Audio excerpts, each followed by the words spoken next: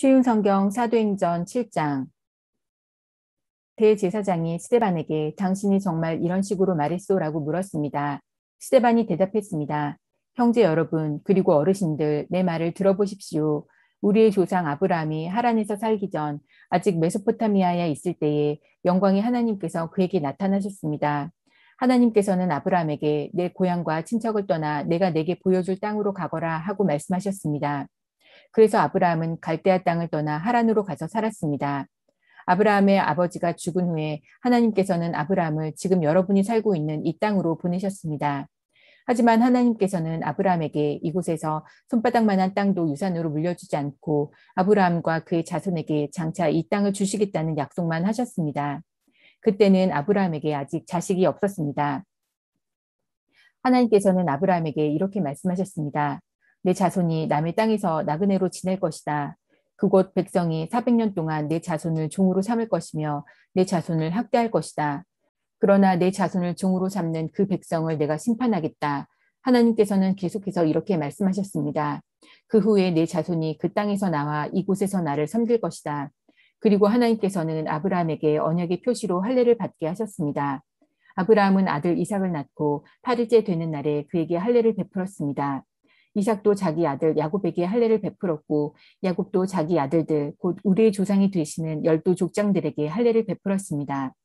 12족장들은 요셉을 시기하여 그를 이집트의 종으로 팔아버렸습니다. 그러나 하나님께서는 요셉과 함께 계셨습니다. 요셉은 그곳에서 많은 어려움을 당했으나 하나님께서 그때마다 구해주셨습니다. 또 하나님께서 요셉에게 지혜를 주셔서 이집트 왕 파라오에게 사랑을 받게 하셨습니다. 이집트 왕은 요셉을 총리로 삼아 이집트와 왕궁을 다스리게 했습니다. 그때에 온 이집트와 가나안 땅에 큰 가뭄이 들어 사람들이 몹시 고통을 당했습니다. 우리 조상들도 먹을 것이 없었습니다. 그러다가 야곱이 이집트에 곡식이 있다는 말을 듣고 처음으로 우리의 족장들을 이집트로 보냈습니다. 그들이 두 번째로 이집트에 갔을 때에 요셉이 형제들에게 자기의 정체를 밝혔습니다. 이집트 왕 파라오도 요셉의 가족에 대해 알게 되었습니다. 이 일이 일어난 후 요셉은 형들을 보내어 자기 아버지 야곱과 식구 75명 전부를 이집트로 모셔오게 했습니다. 이 일이 일어난 후 요셉은 형들을 보내어 자기 아버지 야곱과 식구 75명 전부 이집트로 모셔오게 했습니다. 그리하여 야곱은 이집트로 내려갔고 야곱과 우리 족장들은 거기서 살다가 죽었습니다. 그 뒤에 그들의 시체는 세겜으로 옮겨져서 한 무덤에 묻혔습니다.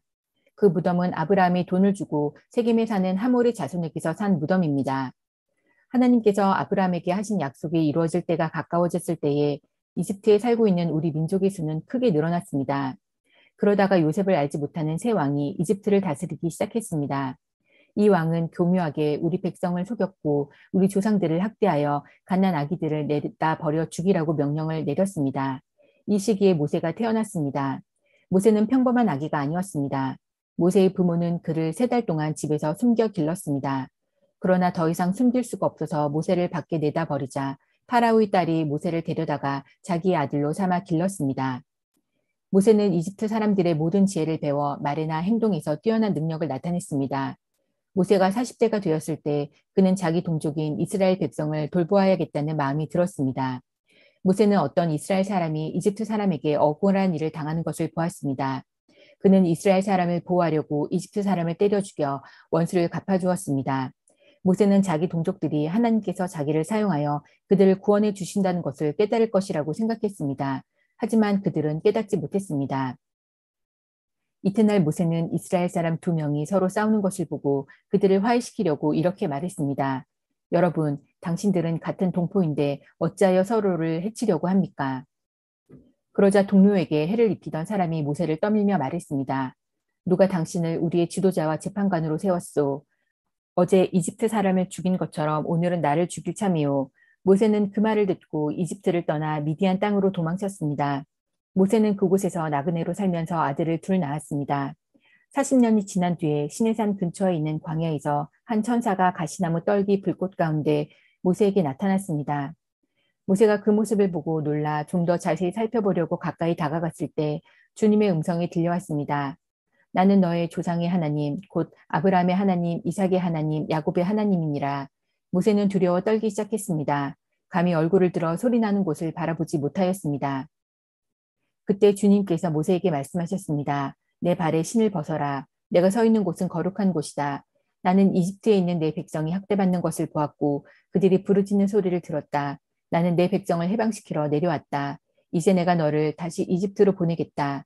하나님께서 보내신 이 모세는 이스라엘 백성들이 누가 당신을 우리의 지도자와 재판관으로 세웠소라고 하면서 저버린 바로 그 모세입니다. 하나님께서는 떨기나무 가운데 그에게 나타난 천사를 통하여 이 모세를 지도자와 해방자로 삼으시고 그들에게 보내셨습니다. 그래서 모세는 백성들을 이집트에서 이끌어냈습니다. 모세는 이집트에서 홍해에서 그리고 40년 동안 광야에서 많은 기적과 표적을 행하였습니다. 바로 이 모세가 이스라엘 백성에게 하나님께서 너희 가운데서 나와 같은 예언자를 세워주실 것이다 라고 말한 사람입니다. 이 모세는 시내산에서 그에게 말씀을 전해주던 천사와 우리 조상들과 함께 광야 교회에 있었습니다.